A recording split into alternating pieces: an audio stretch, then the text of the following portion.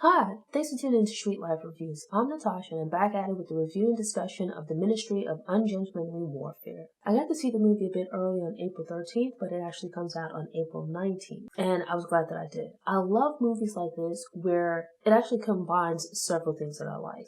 History, action, espionage, as well as a little bit of comedy. The Ministry of Ungentlemanly Warfare is based upon true events, inspired by it. They take some creative license.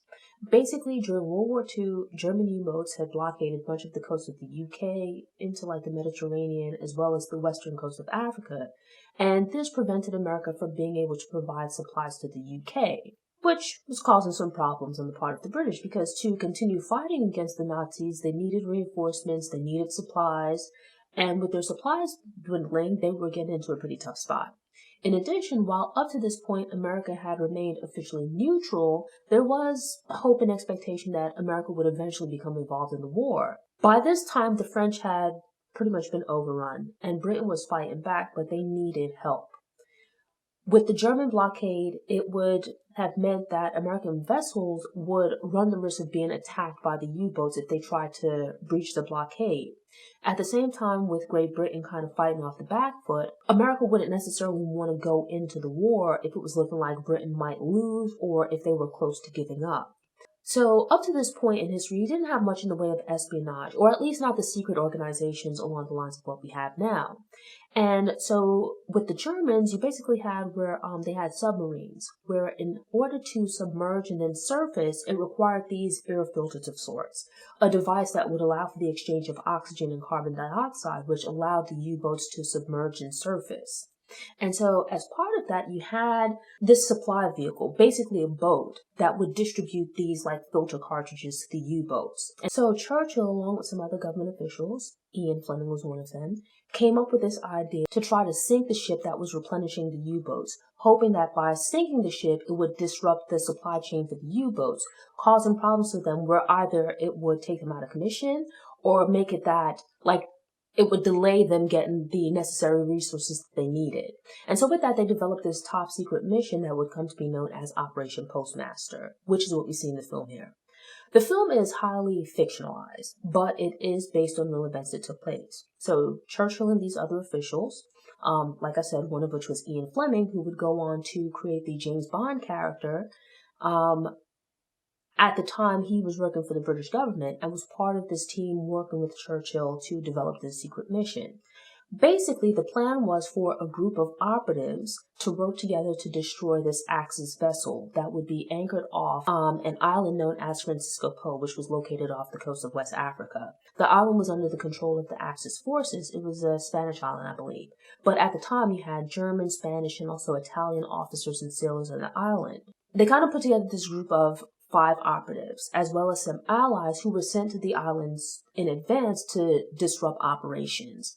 And what ensues from there is this secret agent type stuff, which is believed to have given inspiration to Ian Fleming for the character of James Bond. Up to this time, you had sailors and soldiers, pilots and whatnot fighting in the war, but these individuals, these new operatives, were basically licensed to kill. They were top secret agents, where if captured by the British, because they weren't publicly known, they would be arrested. If captured by the Nazis or any of the other Axis powers, they would most likely be executed. Yet they were really sanctioned by Churchill, given their assignment by Churchill, but it was even kept secret from other parts of the British government. And so with that, they wouldn't be claimed by the British government, hence the name of the title, the Ministry of Ungentlemanly Warfare. The reason being that it's this new and different kind of warfare where it's more clandestine. It's not being done out in the open.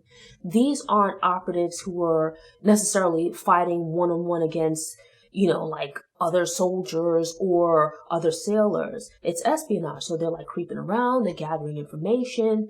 They're operating under different rules that at the time wouldn't necessarily be considered gentlemanly conduct. And so with that, it makes for a very exciting film. I love action movies, so the Bourne trilogy, Daniel Craig is my favorite James Bond, but it's those espionage type movies. If you think of Mission Impossible, where you've got people sneaking around, you've got spies, you've got secret agents, there's quite a bit of that here in this film. It's set back in the past, but it actually feels very modern at the same time. And it has like this perfect blend of action and comedy. Going into the movie, I don't think that I saw the previews. I don't think I watched the trailers, but I did, and I didn't look at the cast or, who was the director. And so I'm sitting there watching the movie and I'm looking at the main character, Phillips, and I'm like, this guy, like, he looks really familiar to me. It wasn't until like afterwards I'm looking at this guy like I really, really know him. And I looked up the cast and realized that the main character was being portrayed by Henry Cavill, who I've seen in some other movies. So the film has like this really great blend of action. It's exciting. There's some moments of comedy, but it's like a good blend of those different elements. And at the end of the film, I saw that the credits listed Guy Ritchie as the director. And by this point, I've seen quite a number of his films. I liked his Sherlock Holmes movies, Lock, Stock, and Two Smoking Barrels. I had a basic idea of what the movie was going to be about, but I didn't really like dig too deeply into it. Like I didn't watch any trailers or anything. I just knew this movie was coming out. And after reading the synopsis, it sounded like something that I would like. And so, I didn't know anything about the cast or who was directing or whatnot going into the film. But yet, watching it, there were certain elements while I was watching where it's like, the combination of action and comedy made me really enjoy the film. And it felt familiar, but I couldn't really place it until the end when I realized that Guy Ritchie directed the film. And with that, it made perfect sense for me. It's a different kind of story from the other films that he's created, but it's like directors tend to have a style and feel to their movies. And it's like I've enjoyed his other projects, or at least the projects that I've seen. And this here, it's a different story, it's a different time period. But you can recognize it as a Guy Ritchie film, where it just has like this really good blend of witty dialogue, action-packed scenes, there's a great deal of explosions, there's a lot of excitement. It keeps you entertained pretty much from beginning to end. It's fast-paced, and like it's gonna have your attention throughout the entire film. It starts out, I love heist films, so think of like Ocean's 11. Not like the ones that came after, but like the first one, Mission Impossible, where in most of these like heist films, part of the movie tends to be devoted to the gathering of the team. So like various specialists come together, explain their roles, the part that they're going to play on getting this team together. And from there, it's them putting together the plan and the actual execution of it. And while this isn't exactly a heist film, it does share some of those characteristics, where you start off with Mark Phillips being called into this meeting with these government officials, being briefed on the mission, and then him going out to put together this team of operatives, where each one of them, they have a little backstory, they have their own little quirkiness, they have their reasons for wanting to fight against the Nazis.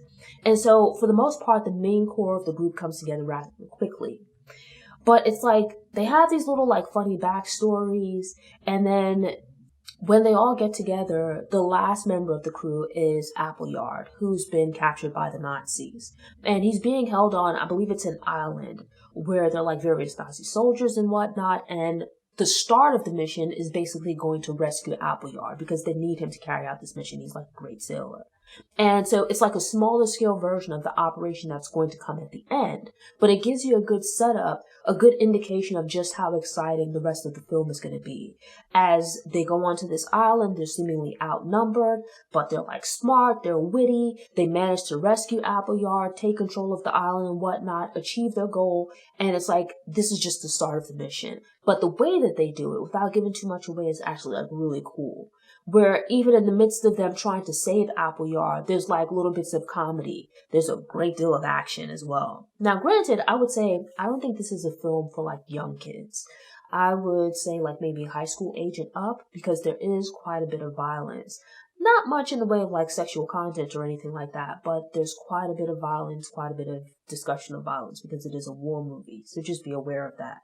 But all in all, I thought it was a cool movie. I liked the whole sequence of the operatives trying to rescue Appleyard. And it gives you a feel of like a James Bond film. But the only thing is that instead of just being one secret agent, you have multiple agents. I think like 5 main agents. Whereas in James Bond, like in his movie, it's just James. And then it's like he might meet people along the way who help him out and whatnot. But instead of there being one individual, it's a team of 5 people. The core group is 5 people. They have their own different personalities. They have their own little backstories, their own specialties, but they fit together. Where like this one brings that skill, this other one brings that skill. You put them all together and they make a really great force. And so it shakes out. It's actually quite believable that like the 5 of them are able to take on these far larger numbers of Nazis and Axis forces. And so as the film progresses, they get to the island of Fernando Poo, where there are other operatives in place who have been in place undercover for several years now, building up this backstory, building towards this mission. So you have like Axis officers and sailors, because this is like an Axis controlled port. So they have like resources and whatnot on the island in the area. And so they're there the Allied operatives are there to destroy this particular vessel in hopes of destroying the supply chain for the U-boats.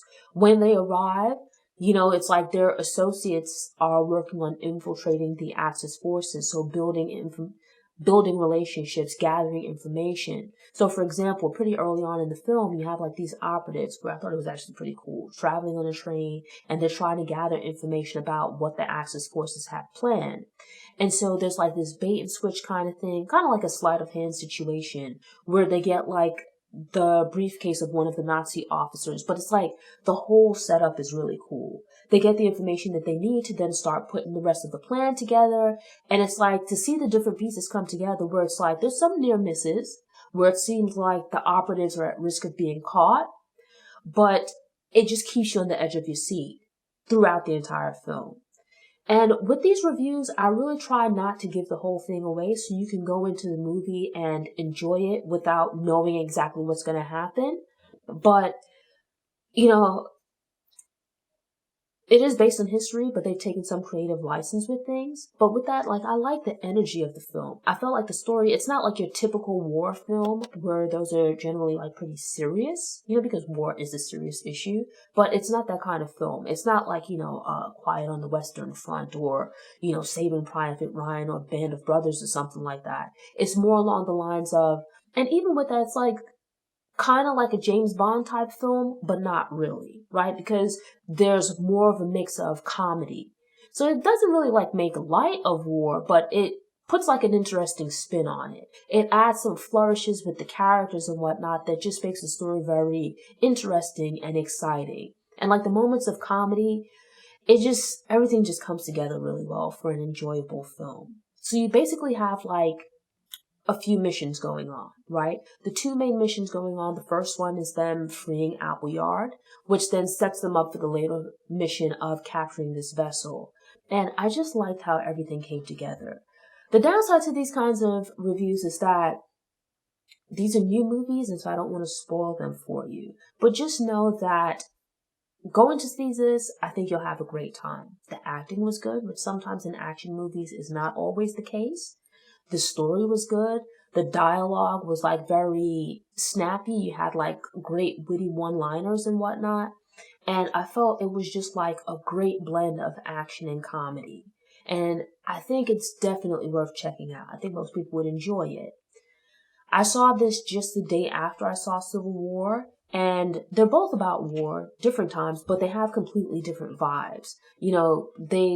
They're both good for different reasons, but with this, I would recommend it if you're looking for a bit of comedy, some levity, something a bit more lighthearted. Never mind that it's taking place during a war. So with that, I highly recommend The Ministry of Ungentlemanly Warfare. Thanks for tuning in. To ensure you don't miss any episodes, subscribe to the channel, click the notification bell, and check out my movie review playlist. Go ahead and click the thumbs up button if you like what you saw, and go ahead and share it on social media.